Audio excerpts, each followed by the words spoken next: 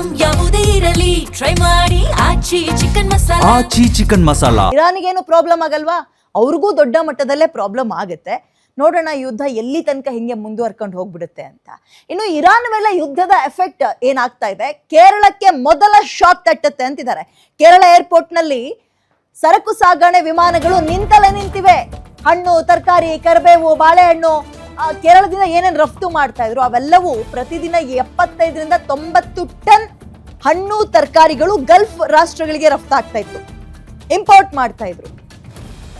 ಈಗ ಕ್ಯಾಲಿಕೆಟ್ ಅಂತಾರಾಷ್ಟ್ರೀಯ ಏರ್ಪೋರ್ಟ್ನಲ್ಲೇ ಕಾರ್ಗೋ ಫ್ಲೈಟ್ಸ್ಗಳು ನಿಂತಿವೆ. ರಂಜಾನ್ ಇದ್ದ ಕಾರಣ ಕರಿಬೇವು, ಮೊಟ್ಟೆ, ಪೈನಾಪಲ್ಗೆ ಕೇರಳದಿಂದ ಡಿಮ್ಯಾಂಡ್ ಅಂದರೆ ಡಿಮ್ಯಾಂಡು.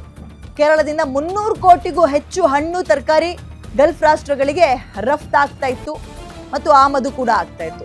ಈಗ ರಫ್ತು ಬಿಸ್ನೆಸ್ನಲ್ಲಿ 6,000ಕ್ಕೂ ಹೆಚ್ಚು ಉದ್ಯೋಗಿಗಳಿಗೆ ಕೆಲಸ ಇಲ್ಲ. ಯುದ್ಧ ಹೀಗೆ ಮುಂದುವರೆದ್ರೆ ಕೇರಳದಲ್ಲಿ ಅಲ್ಲೋಲ ಕಲ್ಲೋಲ ಆಗುವಂತಹ ಭೀತಿ ಇದೆ.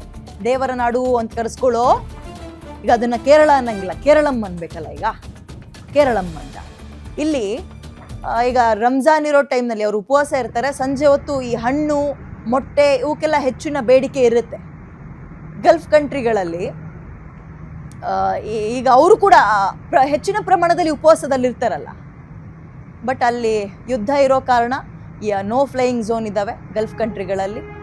ಹಾಗಾಗಿ ನಿಂತಲ್ಲೇ ಕರಿಬೇವಿನ ಸೊಪ್ಪಾಗಿರ್ಬೋದು, ಪೈನಾಪಲ್ ಆಗಿರ್ಬೋದು ಕೊಳೆತು ಹೋಗ್ತಾವೆ ಅಷ್ಟೇ. ಎಷ್ಟು ಅಂತ ಇರುತ್ತವೆ, ಎಷ್ಟು ಅಂತ ಸ್ಟೋರ್ ಮಾಡ್ಬೋದು.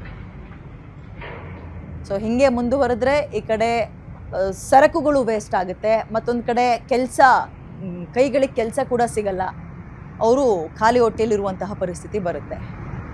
ಇದರ ನಡುವೆ ಯುದ್ಧ ಡೈರೆಕ್ಟಾಗಿ ಇರಾನ್ ವರ್ಸಸ್ ಇಸ್ರೇಲ್, ಅಮೇರಿಕಾ ಅಂತ ಇದ್ರೂ ಕೂಡ ಇಂಡೈರೆಕ್ಟಾಗಿ ನಮ್ಗಳಿಗೂ ಪೆಟ್ಟು ಕೊಡುತ್ತೆ.